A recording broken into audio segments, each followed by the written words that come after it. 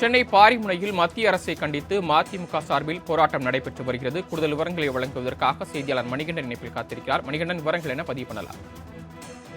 வணக்கம் சரவணன். அண்மையில மத்திய அரசின் பட்ஜெட், அதாவது நடப்பு நிதியாண்டு 2024-25க்கான மத்திய பட்ஜெட் என்பது தாக்கல் செய்யப்பட்டது. மத்திய பட்ஜெட் தாக்கல் செய்யப்பட்ட நிலையிலிருந்து தமிழ்நாட்டிற்கு எந்த விதமான அறிவிப்புகளும் எந்த விதமான திட்டங்களும் அறிவிக்கப்படவில்லை. தமிழ்நாடு என்ற பெயரே அந்த பட்ஜெட்ல இடம்பெறவில்லை என்பது தமிழ்நாட்டின் அனைத்து அரசியல் கட்சிகளின் ஒரு கண்டனமாக இருந்தது. அதனைத் தொடர்ந்து அனைத்து அரசியல் கட்சிகள் சார்பிலும் அவர்களது கட்சிகள் சார்பில் வெவ்வேறு இடங்கள்ல வெவ்வேறு முறைகள்ல இந்த போராட்டம், கண்டன ஆர்ப்பாட்டங்கள் நடத்தப்பட்டு வருகிறது. அந்த அடிப்படையில மறுமலர்ச்சி திராவிட முன்னேற்ற கழகத்தின் சார்பில் அக்கட்சியின் தலைவர் வைகோ தலைமையில இந்த போராட்டம் என்பது பாரிமுனை மாவட்ட ஆட்சியர் அலுவலக வளாகம் அருகே நடைபெற்று வருகிறது.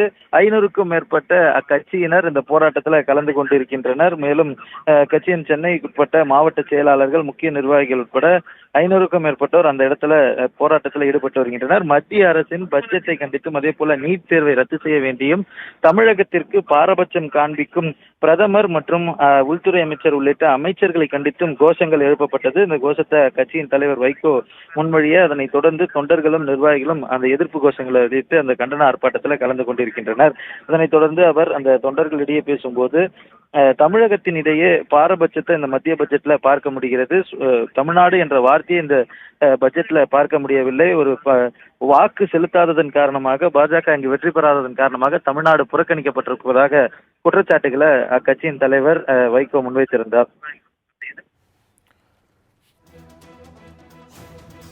தாங்கள் வழங்கிய தகவல்களுக்கு நன்றி மணிகண்டன்.